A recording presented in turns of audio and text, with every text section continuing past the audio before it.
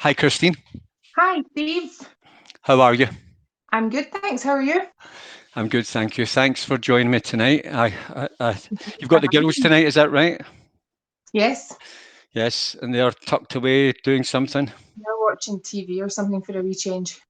Yeah, well, if they want to pop their heads in later on, that's okay by me. I've got my kids watching TV. They're very quiet actually tonight for some strange reason. I don't quite get it, but that's good. Anyway, this video is a private video that's been streamed into the Scottish People's Forum group, and you remember there, and your contributions on the numbers and other posts that you do are great. So the members will be joining as we speak because it gives them a little alert that we're now live, and then they Oh, start to join, and what's up then. with Scottish people? Hello, Scottish piano. Do you know it's a good little group. All the group, I love all the groups. Actually, it's really good. There's good people in the groups. I think I think they save people's sanity, don't they? They preserve their mind. it's one of the comments that we probably get most. And you watch the UK column. Do you like the UK column? I well, I do like them, but I don't watch it that often. I don't really watch very much, to be honest. But Yeah, the UK column. It's funny because I mean, I love everything that they do, and they were basically saying that was one of the biggest things that they get. And people say, "You've saved my sanity." Oh, thank you. My wife gave me a people, nice um, reply. people say that to me all the time Yeah, with my statistics posts, and I think it's so. I mean, well, it's very sad in a way that people are needing that so much, but they seem to seek out my statistics. And like this week, just for a couple of weird reasons, I didn't post for a couple of days, and I had so many messages from people saying, "Are you all right?" yeah, I did. I saw. I think I might have been one of them actually. I look, I look for your posts every day, and I've just missed it so much. You keep me sane, and you think it just shows you how starved people are of um, unbiased information. Yeah, and it just And shows you how close people are to the verge of insanity if groups like ours are saving their sanity. And I don't think they're kidding when they say it, no, they're Christine. not, because They're certainly not. I feel that as well. There's places that I go to get reasoned information, and they have saved me. There's no doubt about it. So I know Yeah. what they need.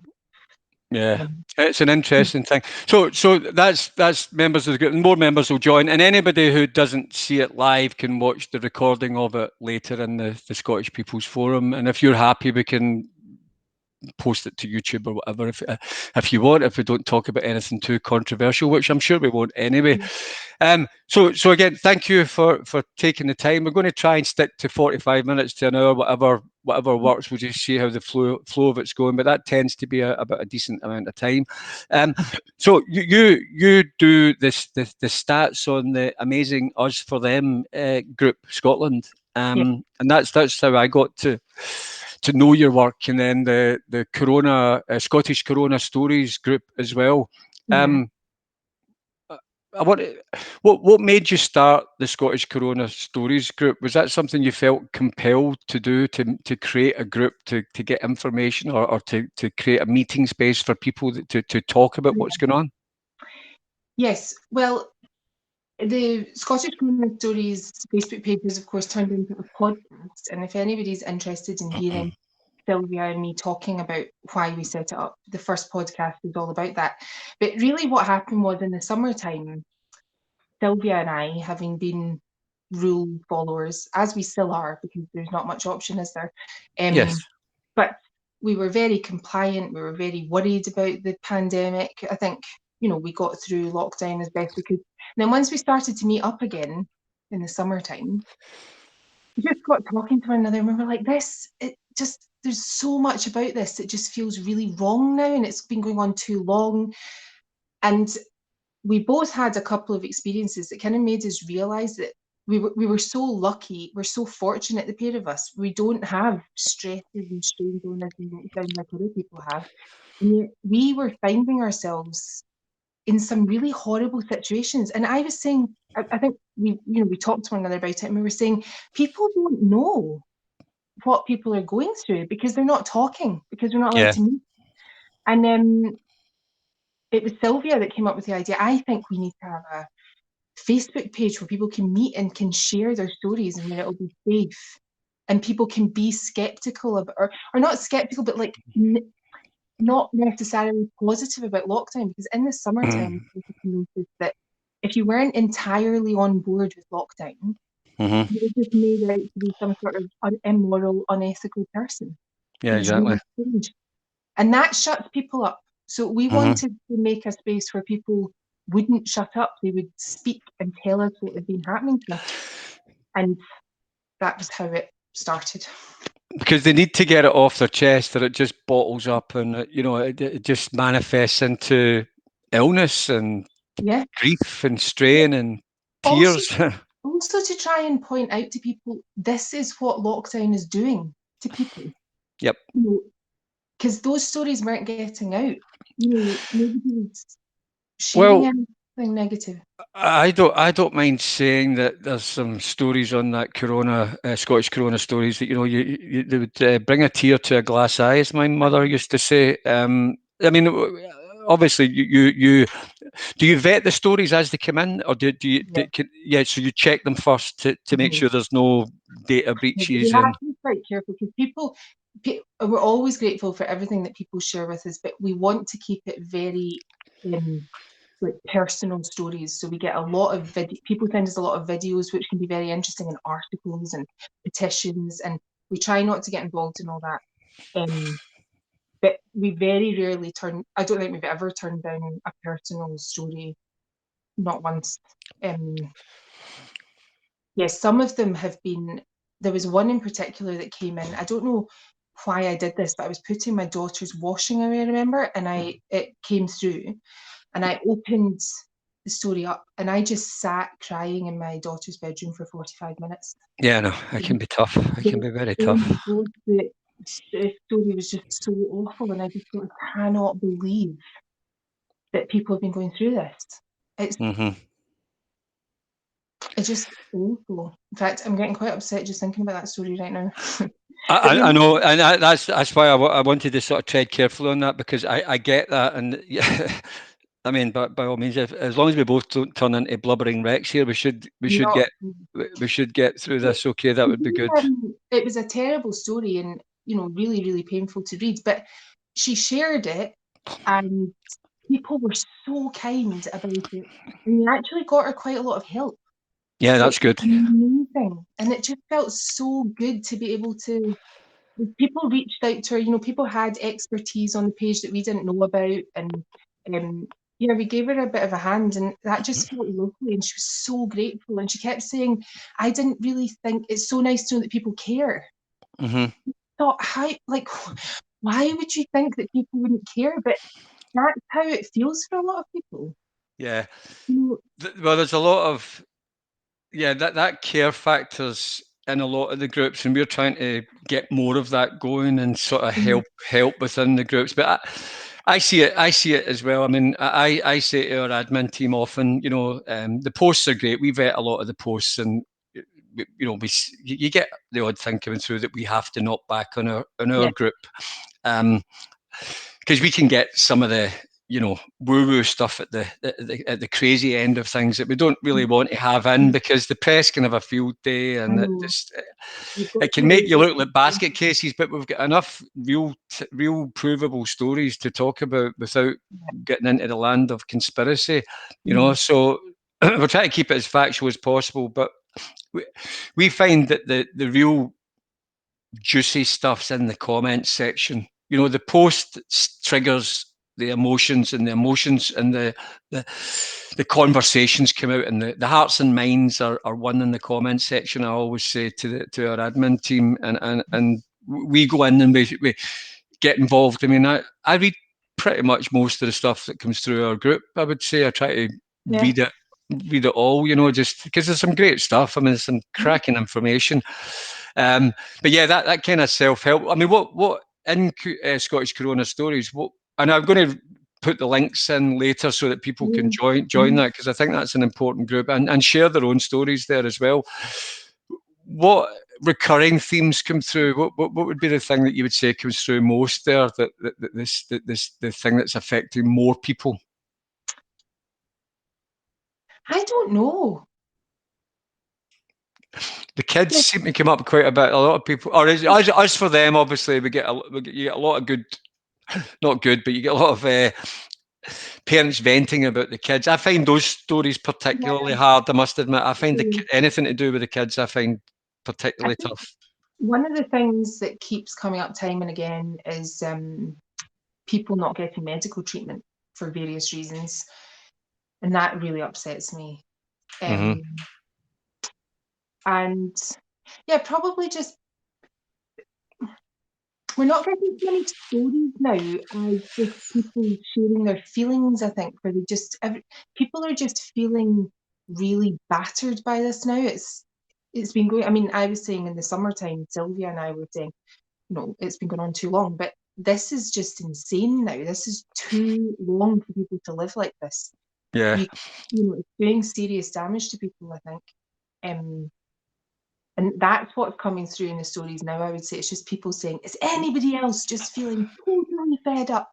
I've noticed that just lately. Actually, one of Nicola Sturgeon's press briefings the other day seemed to trigger people quite a lot.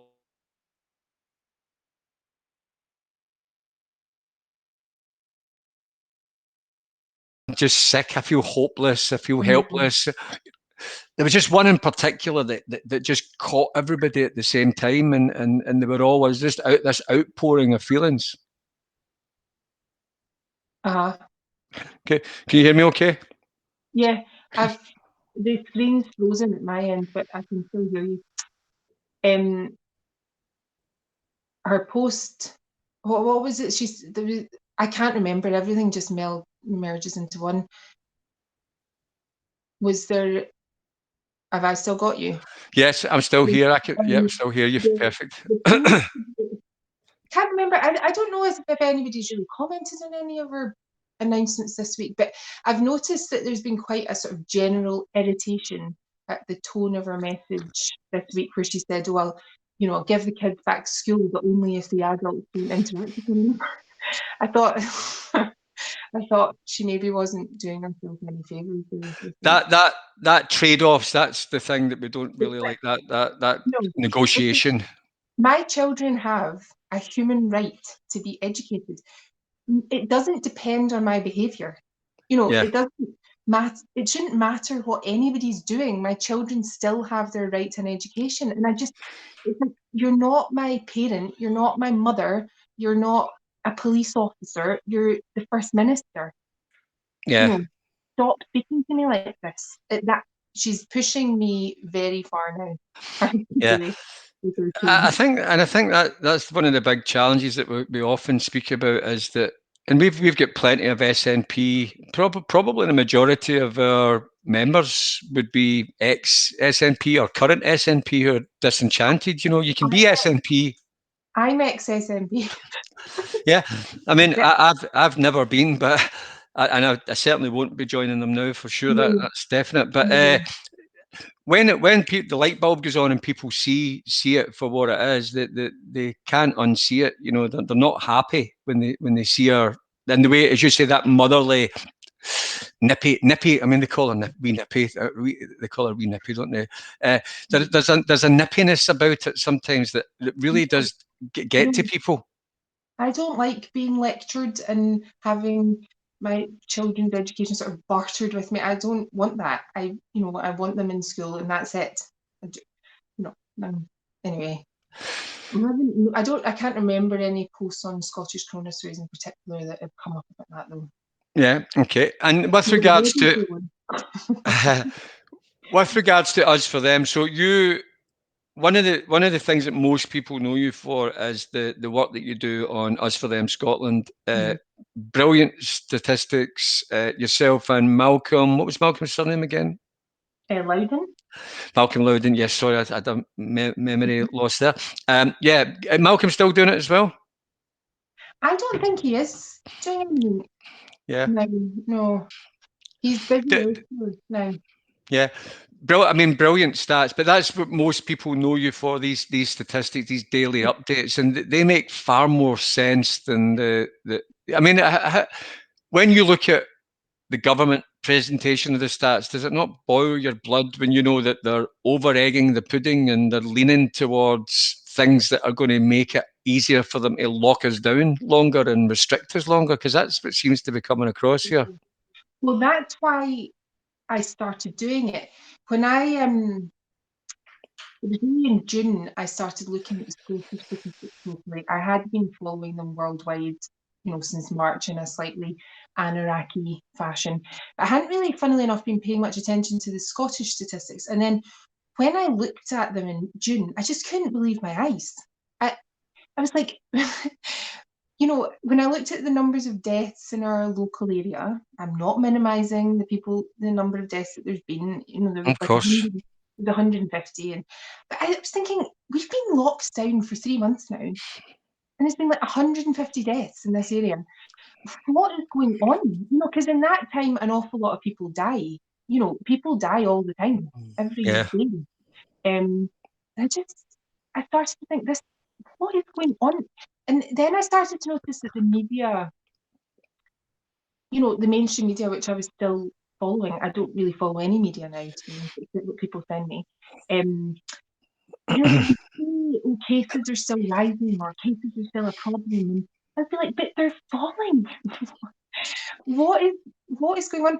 And so anyway, I think Malcolm, I'm an admin on us for them.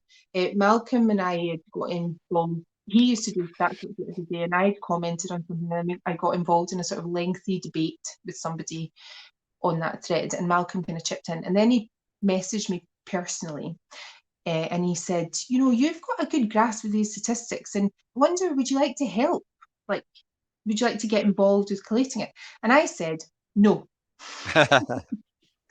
And I just kind of continued to follow him. And then it was in September, he asked me again. We'd been messaging back and forwards, and he asked me again, and so I took it over from him. And I think he would disagree with this, that I've kind of taken it to the next level. I took what he did and built on it. And then I think the first time I posted, I added a graph. That's what it was. I added a graph from the government website, and people just went nuts about this graph. They were like, what is, it was a graph about cases or positive tests or something. And people just loved it. And I thought, I wonder if I should just add like a graph every day. And it's grown arms and legs. And It's very, very good information. It's very good information. So please don't stop doing it, and keep it up. And congratulations on being able to produce such meaningful information, which is important to people. You talked about the PCR test. You had was it a sort of a very well visited blog post or Twitter post or something that you'd done about the PCR testing? I think that was one of the things you wanted to discuss, the lack of reliability around the PCR tests. So this week I had an article was published in Think Scotland. Yep. So actually that article, it's not about the reliability of the PCR test at all. It's just about mass testing in general. So another thing that really started to push me, and as I said in that article in Think Scotland, it has been like mental torture, frankly, and I'm not alone. But in July, when I was looking at the numbers of positive tests that were coming back, they were so small. And I knew that people were just tested once with a PCR test, and if it came back positive, you were positive, and that was it. And I know enough. I haven't worked in medical physics for like 8 years now. I've been tutoring since then, but I used to work for the NHS in medical physics, and I just knew from my professional training that you get false positives, especially when you do mass testing. And the problem is that it's this, even notwithstanding the problems with the PCR test, and there are problems with it, no doubt about that. Even if it was like the most amazing test in the history of tests, I know, and many other people know this, and many other people should know this, that when you do mass screening, you just get lots and lots of false positives. And that's fine, but you have to correct for it. You can't just like, people know this. Like if you go, and the thing that I would have been most involved in medical physics was breast screening. So if you go in, when women go and get their screening for breast cancer when they're in their 50s, usually that starts. If they find something suspicious in your breast scan, they would never diagnose breast cancer on the basis of that one scan. Mm-hmm. They would take you back in and they would do a biopsy, or they might do an ultrasound, they might do another mammogram. The same for any medical test. Mm-hmm.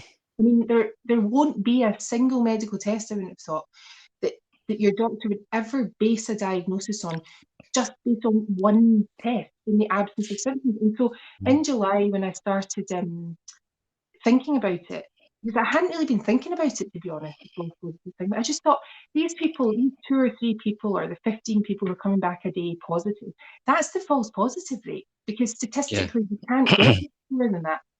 And I started trying to explain this to people, and people just didn't understand what I was saying. I was really struggling to express it. So anyway, it's been really bugging me for a long time. And it's just, to me, it is just unforgivable that the government, I don't mind using that strong language, it's unforgivable that they haven't been confirming positives, especially in the absence of symptoms.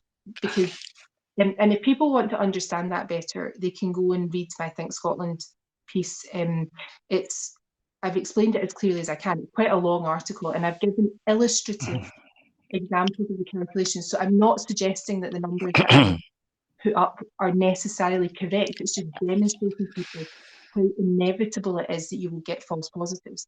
And of course, the thing is, we've never had anything like this before, but if you get a positive PCR test, as we all know, like if your child gets a positive PCR test, how many people have we heard about this happening to? Their child tests positive, they've got no symptoms, and they're taking it for 2 weeks. This is nonsense. Like, you have to be retested. And if they come back positive a second time, well, probably they do have COVID. But, you know, it just, when the consequences are so severe for people and you're taking people's freedom away on the basis of this one test, like I say, even if this was the most amazing test in the whole history of humankind, that would still be true. I'm not even commenting. On top of all that, there's issues with PCR. It's too sensitive. They've been using too high counting thresholds. Although I think quite a lot of the results, to be fair, have been coming back at a lower counting threshold than the normal limit. But there's all sorts of problems with the PCR, which, I mean, I don't even need to go into that to explain the false positives thing to people. And I just think people really need to be aware of that, because if you're asymptomatic with a positive COVID test, really you should be asking for a second test to confirm it.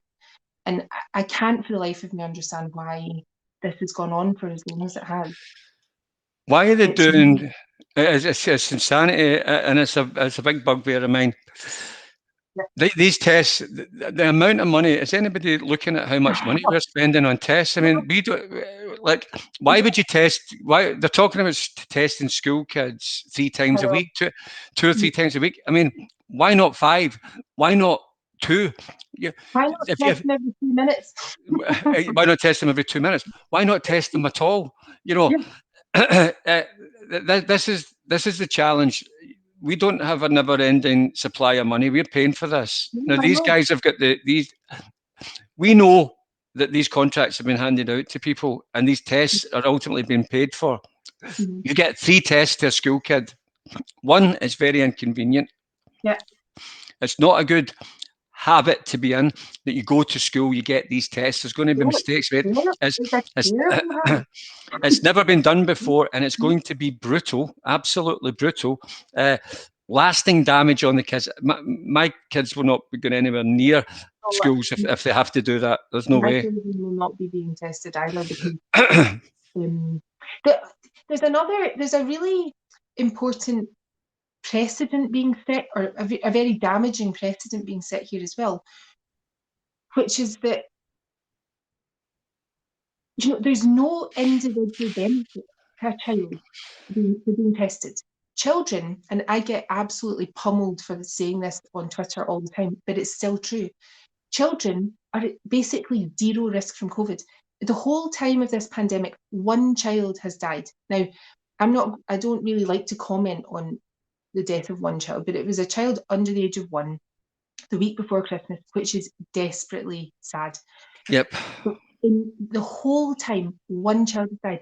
Now, if you go onto the National Record Scotland, which I recommend everybody does because there's lots of interesting stuff on there, but it's 5 or 6 children die every week in Scotland in that age bracket.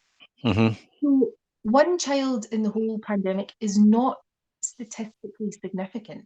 Your children are at much more risk walking to school in the morning, frankly. Mm-hmm. The point is that you're testing children who benefit absolutely nothing from that test. They lose their education, they lose their social contact, they get anxious and concerned, and it's not benefiting them at all. Now, obviously, this whole lockdown thing has been painted as a sort of communitarian, for the good of everybody else effort, but that's not how medical principles have applied up until now. Yeah, and there's a big challenge just to cut in on that. You put yourself in a kid's situation. Your kid, my kid, whatever. They get tested negative. Good. You'd be apprehensive before it, wouldn't you? You know, you'd be apprehensive. You know, am I going to be positive? Oh no, negative. Good. Negative, negative. Let's say they get a positive, and all the things that kick in beyond that.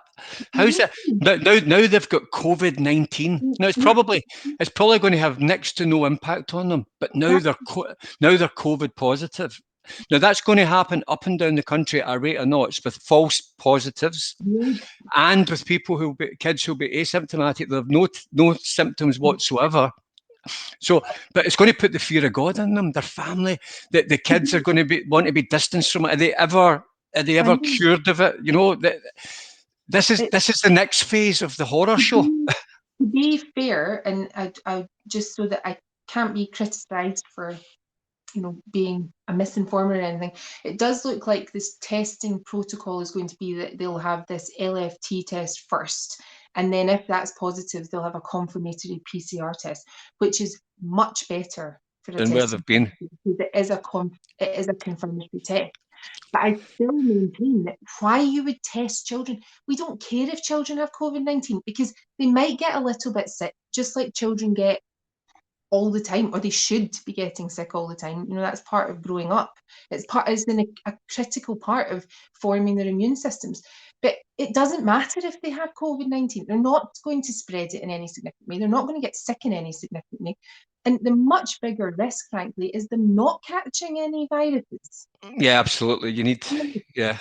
Because if you don't train your immune system to deal with viruses, then what will happen is your immune system won't be able to deal with viruses. And this is something that started actually to really, really worry me, because I know, and lots of other scientists know, but apparently there are many scientists who pretend that they don't know this. But once you've had a coronavirus, you're then immune from lots of other coronaviruses. You'll have a much better chance of fighting off a future coronavirus. Now, my concern actually is that my girls don't seem to have had COVID. I thought I maybe had it in April because I had funny symptoms, but they didn't seem to catch it. My concern is, what if they haven't caught this coronavirus? Mm-hmm. When the next one comes along, they're going to be less able to deal with it using their immune systems, because their immune systems haven't seen this one. And there is no doubt. I mean, I started my lockdown skepticism thinking that lockdown hadn't made any difference. Because when I looked at the data, I saw everywhere seemed to peak at the same time, irrespective of when they instituted lockdown. But I actually see now it's much less simple than that. And in fact, lockdown does have a significant effect on how the virus spreads. But that's not necessarily desirable. Mm-hmm. That's what you want. You want a virus to spread among the population so that immunity develops and they're better ready to deal with the next thing. And we've seen it with loads of viruses. There are loads of viruses that are just missing from the record from 2020, like scarlet fever, enteric fevers, meningococcal septicemia was missing. Chickenpox has pretty much disappeared. Now, there's just an endless list. Food poisoning has disappeared. But the thing is, viruses don't just disappear. They sleep. And they're evolving to become better at transmitting, probably because we're making it so difficult for them. I mean, I honestly, I'm starting to get really concerned immunologically about what's coming next, because Yeah. this is not a wise experiment that we're conducting here. It's it's not wise in any sense, but just even from the immunity point of view, I think this is a disaster that's coming our way if we don't sort ourselves out. Do you think any parts of the government's reaction have been good? Like, neither do I. I don't think I think it's actual criminality and real incompetence, and I think we need to stop the bus and say to them, but we're not happy with what you're doing. We're not happy. And somebody mentioned something the other day, and it was a really good idea. Citizens' assemblies, where the citizens volunteer to say, we are watching what you're doing. We're not too happy with it, and you have to run everything by us now, because we've given you the power before, and now we're going to have to get our feet under the table with you again. We're back. The people are back, and the people are challenging these decisions. You can't just say 3 tests a week for kids and we're all on the hook for that bill. It's, if you got it down to 2, we've saved a third.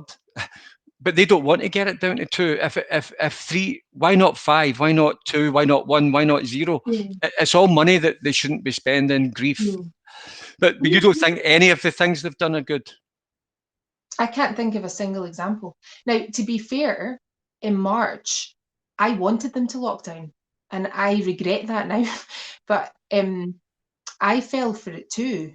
But everybody did then. I've done a bit of reading and stuff, I just find it absolutely bamboozling why anybody would make this decision. And I've written a few articles in Think Scotland, so there's one of the I think the one before the one about false positives, I wrote about this, that Donald Henderson, who is the epidemiologist who's widely credited with eradicating smallpox, he said in his book about how to manage an epidemic, he said the 100% most important thing that you can do during an epidemic is keep normal life as normal as you can for as many people as you possibly can when managing an epidemic. You mustn't quarantine the healthy. Never quarantine the healthy. Yeah. Keep the social structures standing. Keep people working. In the government, the other thing that he says, which is very important, which I'm sure, having observed what's going on here, nobody on any side would disagree with this, but you must give the public a reassuring message at all times. Yep. Now, and that's the thing that I find the most unforgivable. Was it last weekend? It was Valentine's weekend.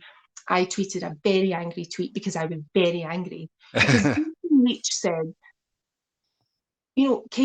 progress was stalling. COVID management progress was stalling in Scotland. And it's just absolute nonsense. Every single measure, apart from deaths, was dropping like a stone. I'm just like, what is he talking about? Mm-hmm. And that's what I find so unforgivable, because it's so the opposite of reassuring.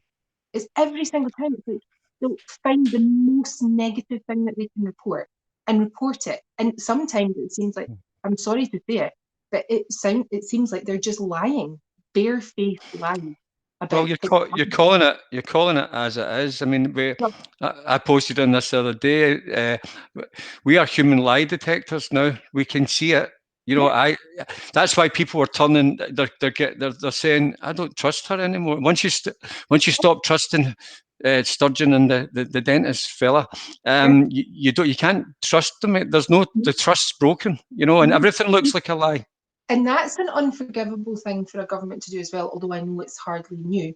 But we don't want people not to trust the government. I don't want that. I want to be able to trust the government, and I want my fellow citizens to be able to as well. But this is why, now the stats that I used to report on Us for Them Scotland have moved to informscotland.uk. We're getting over 1,000 unique visits every day to that website. And I know why that is. It's because people tune into the briefings and they hear this doom and gloom, and then they go to Inform Scotland and they say, oh, actually, it doesn't look anything like they were describing. And I'm just reporting the government's own statistics. Yeah, they're cooking the books. They're just cooking the books all the time. but I'm reporting their statistics that they're reporting and just graphing them. But it doesn't look like how people imagine it's going to look because of the way it's described to them. And Yeah. I just find that absolutely bizarre. Why would you not say, great news today in Scotland, hospital occupancy is dropping like a stone, as it is Mm-hmm. basically everywhere except Forth Valley and Lothian today.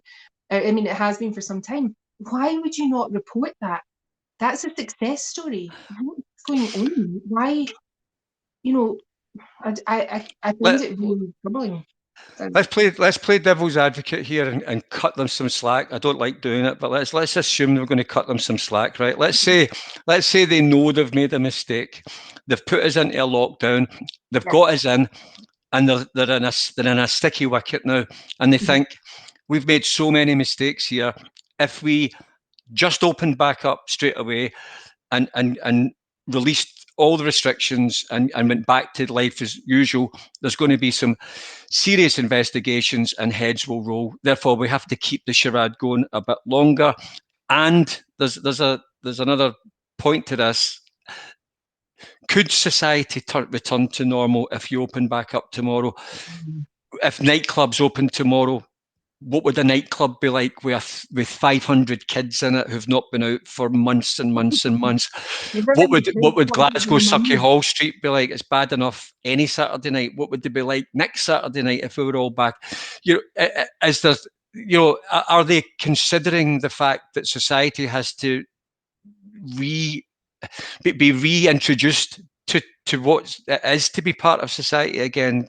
Could Well, that be possible? I think that we're at the point now where I I don't really feel like that's cutting them slack because they should have changed course many months ago. But yeah, I, I don't really see how we can go back to normal now anyway, because structures have been broken. Their nightclubs will have gone out of business. People people's anxiety levels in many cases are through the roof. I don't know how you can get people back together now. But But shouldn't all the effort and money and expertise be looking at that? They don't. They're breaking us more. That what they're doing with kids, and the next wave of this, Christine, looks worse than what we've been through, because you still get the rollout of vaccines to all of us, which I won't personally be taking, but that's all coming. mm-hmm.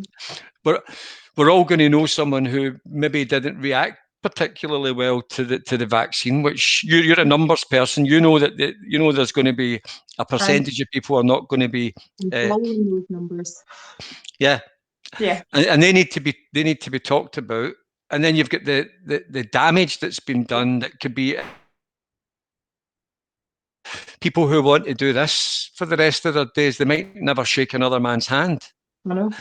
They might never, or people, because Christine, this happened, people who went through the first year and some of them died without holding their dying mother's hand because Mm-hmm. the government said they couldn't. They've got that to live with. You're not the same person after that. No, that I mean, I've been saying this for ages. Lots of people roll their eyes at me when I say it, but I think that we will be dealing with a nation of traumatized people.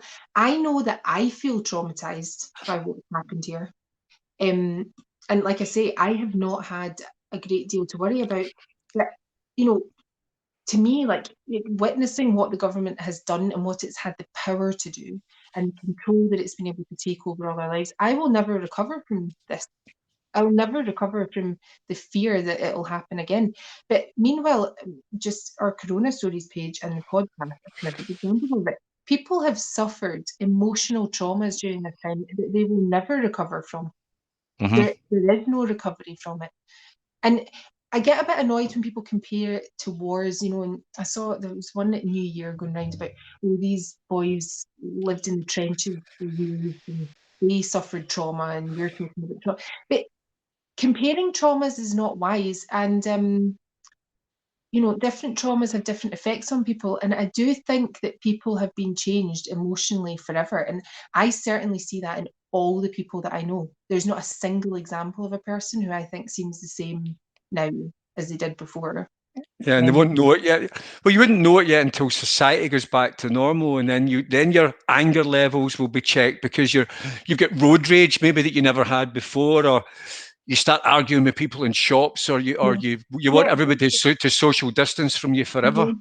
Trauma comes out in funny ways and at unexpected times. But one of the things that I really feel like I see in people now, and I see it in myself, is that people have a limited emotional range. And I definitely have this where I can't remember the last time. In fact, I can. Last week, I lost my temper briefly with my dog. Now, she was talking to me. Our dog talks at us constantly. And she came in, I was trying to do my stats update, I think, and she was just sort of howling and talking at me. And I just told her to go away and I kind of shouted at her. And I felt a bit bad. And then I went and gave her a wee cuddle. But I am actually quite a hot-tempered person, believe it or not. Hmm. And I wouldn't say, like, I don't have a problem with my temper or anything, but, I would get cross about things. And I have felt in the last year that has not been happening to me to the same extent. Neither have I been feeling that joyful surge that I used to get very often. Hmm. You know, and that's a limited emotional range. Now, even when I've heard really good news and when I've heard really bad news, I have not experienced those highs and lows that I would normally experience. The diminished emotional range is a very well-known sign of psychological distress. Hmm. And I think that everybody's feeling that. So many people have said to me, oh, I just feel a bit numb by that last announcement. Oh, I used to get really angry, but I can't be bothered now. Or oh, I'm just so bored. And that flatness that everybody's feeling, that is a sign of psychological distress. That is And a very interesting subject, because I tell you, COVID passes. Let's look at that as one thing. yeah, People seem to be accepting of this. COVID pass to go on holiday. The amount of people said, I'll take the vaccine to go on holiday. If you'd have said that to people 2 years ago, they'd have said, absolutely no chance that have to take me first. They couldn't take me. People, that's a sign of exactly what you're talking about. They're punch drunk. They're yeah, just accepting of anything now. Just get us back to, just give us something, some form of our life back. I'll take a vaccine just to go on holiday for 2 weeks a year. yeah, The amount of times I've heard that as a reason or a rationale, justifying it to themselves, from people who would never have accepted that years ago, that's a problem. And I think that's that limited emotional range thing you're talking about there. They yeah. would normally be angry, and now they're accepting it. Yeah, and there's loads of examples of that though. Yeah, people that used to get, obviously it's not good to get irritated and angry about things necessarily, but I do think I see it. I see people's emotions have been changed. And you said earlier on, I think before we were getting in, when we were sort of trialing the recording here, um, people's psyches are like crystal. And I think Yep. that's so true. The human psyche is very fragile, and you Yep. mess with it at your peril. I mean, you behavioural change is something that should only be undertaken with the most incredible care. Yes. And it hasn't been. It's been done with the idea of making as big an impact on people's behaviour as possible. And I think that is a very foolish and unforgivable, actually, Yeah. um, way to conduct for a government to conduct itself. That's the right word, unforgivable. And to a certain extent, it's why we have these groups and why we have these protests. You know, you're actually saying this is unacceptable. It cannot go on. You've done enough damage. We can't let them do any more. That statement that you made earlier about the scientists talking about pandemics in the past and what to do, that was my first hearing of that statement. That's a perfectly not that sits well with me. It makes total sense. If you said that on Facebook just now, people would say you're a basket case. Why are you arguing against lockdown, and why would you say let the healthy people go on? But you're saying an eminent scientist Yeah, who's a pandemic specialist and said this before, but they'd rather listen to the dentist. dealing with, I mean, smallpox. Not again, not to minimise. COVID. But we know who COVID affects. COVID affects overweight and or elderly people overwhelmingly. Now, I'm not saying that, we want overweight and elderly people to die. Elderly people do die. That's when you die, hopefully, when you're old. And I don't know why that's become unacceptable to say that now. But anyway, we know who COVID affects. Smallpox was an awful disease that, disfigured people for life, made their lives unbearable forever after. It killed lots and lots of people. And he said in the management of that epidemic, never quarantine the healthy. Why would you do that? I mean, actually, smallpox was a mandated vaccine, though. It's maybe not the best example to use from that point of view. They did mandate the smallpox vaccine. That's the only vaccine that's ever been mandated in British history, apparently. And you can understand why they would mandate a vaccine against smallpox, which affected young people and killed lots of young people and made your life misery forever after if you caught it. But, we've really lost the plot here because COVID, for the vast majority of people, is a very mild disease. We know it causes this long COVID, and it does seem to cause that for quite a lot of people. But again, you've got to weigh up the damage from long COVID with the damage of a long lockdown. And I mean, I don't know how. I don't get the sense that any risk analysis or any risk balance has been done at all for any of it. And yet, and look at the damage still to come, the financial damage, the tsunami of unemployment, business bankruptcies that are going to be. We're still living in a fantasy world just now. That's still not happened yet. Furlough, a holding bay for unemployed people. That's all that is. There'll be some listening who understand it in our groups. Who's going to buy in the same way? Everybody's buying habits have changed. People realize they can get by on less. It's almost by design, that whole thing, to say work out how little you can live on and how frugal and how basic life can actually be. Even we touched briefly on this. Nicola Sturgeon saying the other day, get used to family life. Just play happy families, because that's the other trade-off. Don't think you're going to be out with your pals and all the rest of it. Just start thinking about your family life, and that's what you'll be doing. That's the space we've carved out for you. I mean, unacceptable. Well, the other thing is, what is family life? Because to me, this is something that keeps coming up. A lot of our guests on Corona Stories podcast and in the Facebook page have been talking about this as well. To me, like, a few of my friends have said that as well. Why can't you just be happy at home, and the kids should be happy being at home and all this? But that's not how my husband and I have tried to raise our children. I don't want my girls at home all the time. I didn't have children to keep them at home here with me. I had them to send them out into the world and make the world a better place. I don't want them here. I mean, obviously, I want them here because they're my children and I love them. And I dread the day that they'll leave home in many ways. But also, I don't want them here all the time. It's not my role either as a mother to be their teacher and their playmate. And I actually think that this is contaminating family life, because I'm finding now, for example, I mean, my children have always been really well behaved. We've never had any discipline issues. And I think it's because my husband and I, we're quite firm with them. I don't take a lot of nonsense. I try not to take a lot of nonsense from anybody, but I definitely don't take it from my children. That's the type of parents that we've been. But I'm finding now I have basically no ability to guide my children's behaviour at all, because their life is so rubbish right now, so boring. I can't punish them any more than they're already being punished.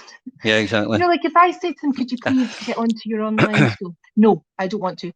And they wouldn't normally have said that to me. What can I say? Well, because normally I would have said to them, well, if you don't, go and do this thing that I want you to do, then we're not going to go and have our Friday afternoon in the cafe. Well, we can't do that now.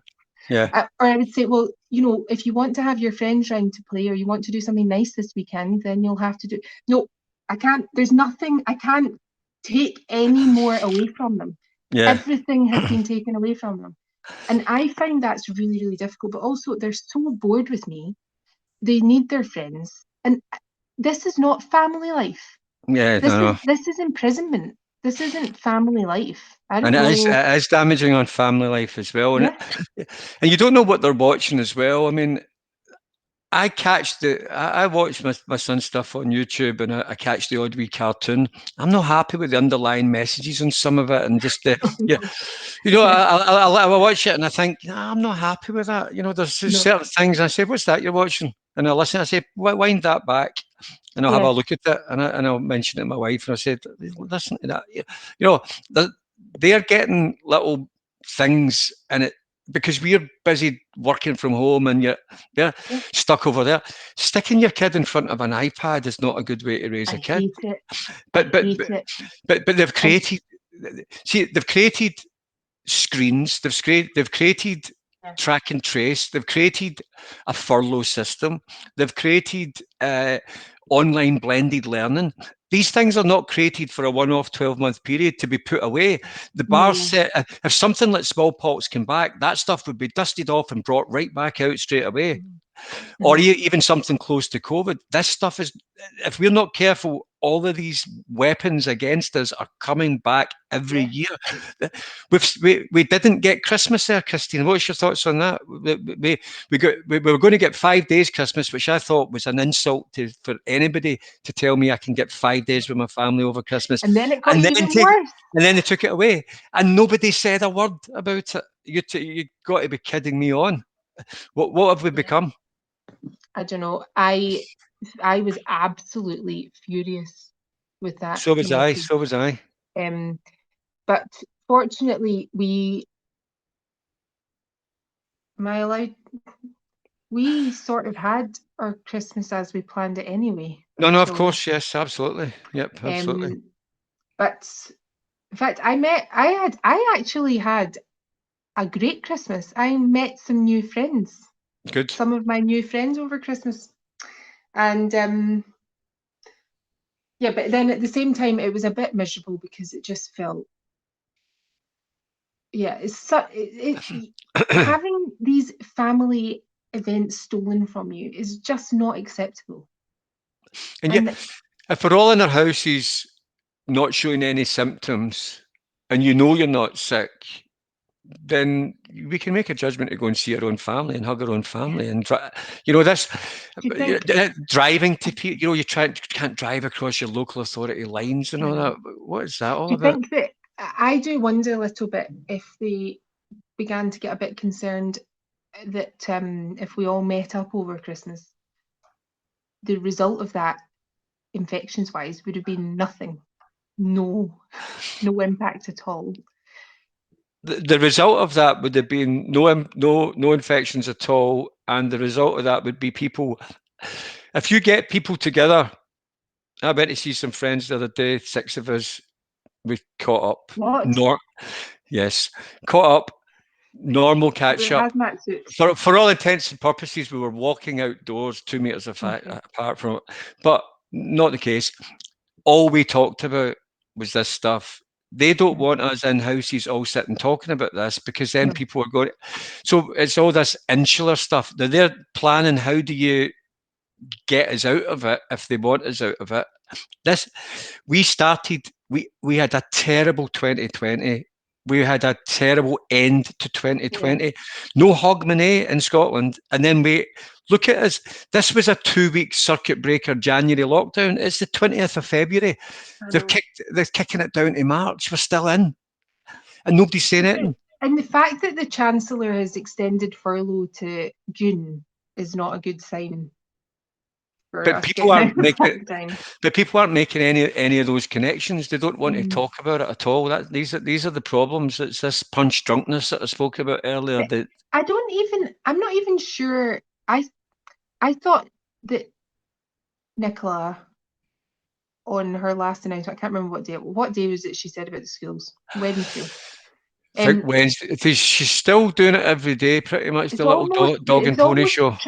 she was so transparent about that when she was saying, um, that she didn't want people talking. Did she not even say that explicitly? She didn't want people talking. Yeah, she was worried that people. Yeah, she was more. Yeah. It wasn't so much the kids. She was worried about the parents meeting at the Yeah. gates and maybe saying, Because- "Well, I'll catch you tonight, and why don't we do the stuff we used to do?" Yeah, she doesn't want people talking. That's definitely coming through loud and clear. I know, but think about saying that though. Think about thinking that and believing that, and where that puts us. It's not. That's how. That's what happens when democracies fall. When there's power grabs by. I mean, I actually think that we've probably slipped into this entirely by accident, and I don't think that Nicola Sturgeon and her team, although it seems to be a team of one a lot of the time, I don't think they necessarily had a great plan for this or anything, but she's just now very, very concerned that people will start talking because she knows how unhappy people are. Even if they don't know that they're unhappy with her, everybody's unhappy because this is a horrible, evil way for people to live. So she doesn't want people talking because they're not happy. When people aren't happy, they talk to one another and people find out, oh, other people aren't happy either. And this is how it works with all authoritarian systems, that they can't allow too much communication between people because the whole thing would collapse. But the thing is, she can't stop me talking. Yeah. All I do is talk to people now that I don't know or that have come. And people, I think in this era, even though I think Facebook and Twitter and things in many ways are responsible for this situation, because if we didn't have social media, this would never have happened. The panic wouldn't have happened, but also it would have been too unbearable. If you'd said to people in the 70s when they just had a landline, you know, you're in quarantine for 3 months, people they couldn't have done it. But now we can because we've got social media. But the other side of that is that people understand how other people are thinking because they're communicating, even though it's a really rubbish way to communicate, they are still communicating with one another. And I know that there's a lot of like anger goes on between skeptics and lockdown compliant people. At least the skeptics know what the lockdown compliant people are thinking and vice versa. Whereas that wouldn't have happened before in the olden days. There's a big chunk of people in the middle, though, who are skeptics, who can't speak up because they just worry about getting attacked or, you know, family ridiculing them. And that must be even more. At least we are speaking up and, you know, we've got our groups, but they're sitting there having to take, that's double trouble for these people. I mean, they must be in a hell of a place, you know, because they're sitting there thinking, I don't want a vaccine maybe, or I don't want a test, or I don't want my kid to be tested. I don't want my kid to wear a mask, but I don't want to make a big fuss about it, you know. I know. And then they see what happens to people who do come out and say it. Well, that's why. Yeah, on you go. Sorry. Well, yeah, I can understand that, but also that's why I speak up, because I think I want people to know what I'm thinking. Yeah, no, makes sense. Because I know, because I think, I mean, I don't do this so much now because I'm not out as much now, but months back, whenever I saw anybody out and about in my community, I told them what I thought. So if I was waiting outside my local shop to get in, I would talk to people in the queue and say, isn't this absolutely ridiculous? Remember when we used to just be able to walk into a shop and we didn't have to queue and we didn't have to I love those conversations. But people, I used to think, this person's either going to think I'm a total maniac or they're going to think I'm right. Yep. And either way, I want them to know what I'm thinking, because I would tell them a bit about the statistics as well, because obviously I follow them and I'm obsessed with them. And I used to think, this person's looking at me and just thinking, I don't believe her. But maybe in a few days' time, they'll see something on the news or they'll see a wee statistic. They'll think, that girl, that crazy lady that I spoke to outside the shop last week, she said that. What's your opening gambit usually? What's your sort of opening line to people when you're outside shops? Mine's was, absolute lot of nonsense, this stuff, isn't it? And they say, well, that's what I would say. Mine is This is probably an absolute lot of nonsense, isn't it? And most people say, if they say to me, absolute nonsense, I've got a new friend for life and we just rabbit away. I know. yeah. But some people say, and you know, it sets them up really well. If you say absolute lot of nonsense, they'll say, you've got better safe than sorry. You know, if they say that, you're talking to a brick wall. You might as well forget it. There's no point even continuing the conversation. I learned that fairly fast. You know, get your position on the table fairly fast, and you'll find out where they are fairly fast, and then you can work out whether it's even worth having a conversation because it's just frustrating to talk to them now. Yeah. Well, I actually haven't had a real life conversation with somebody who doesn't agree with me, like in person, for a very long time, to be fair now. I've kind Is of, that a sign of where we're at, that we're not having those out because there's no shops to queue outside now, and there's no yeah. places to go, and there's no cafes to casually bump into someone with a bit of distance, you know, with up close and personal and things like that. But also, I kind of feel with my friends, the ones who don't agree with me, I feel like some of them are maybe quite cross with me. But there's also, I just think maybe I will just leave you in your wee bubble because it's just going to stress you out talking to me.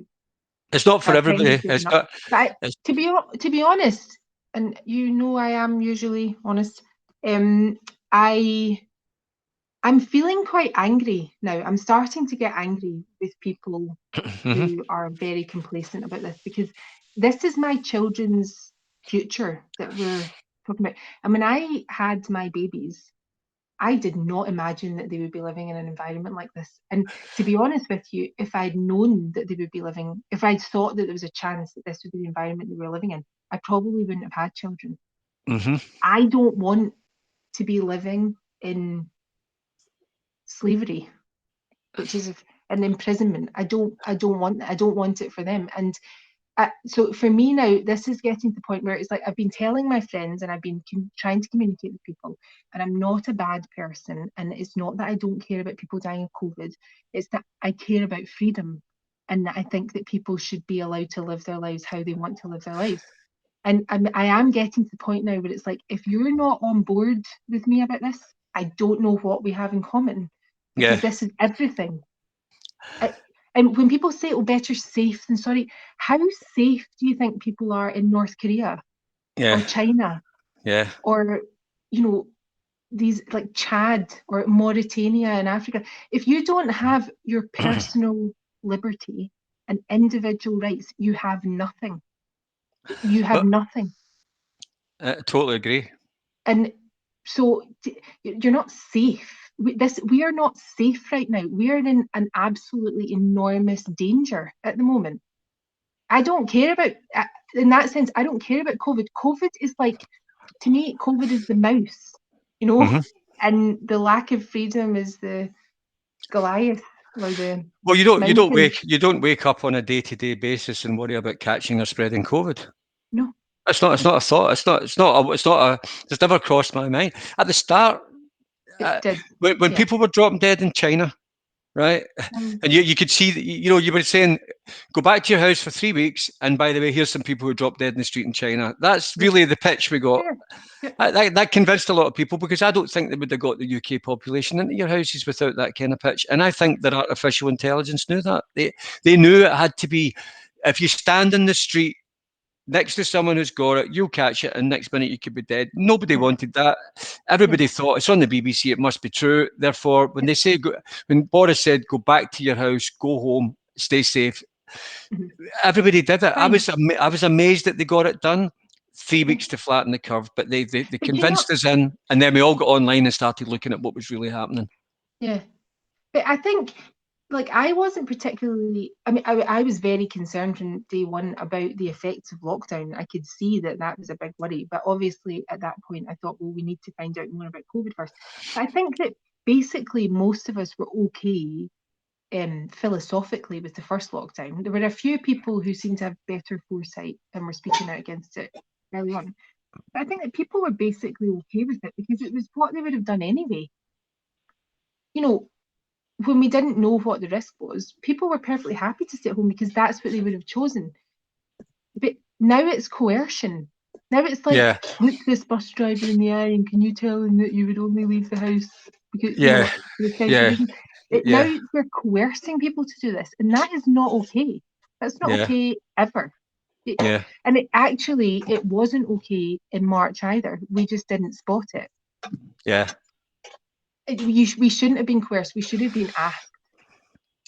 And I now regret. I don't know what difference it would have made if I'd seen it at the time, but I regret that I didn't see it immediately, and I'm surprised I didn't see it actually, because normally I'm quite skeptical about everything.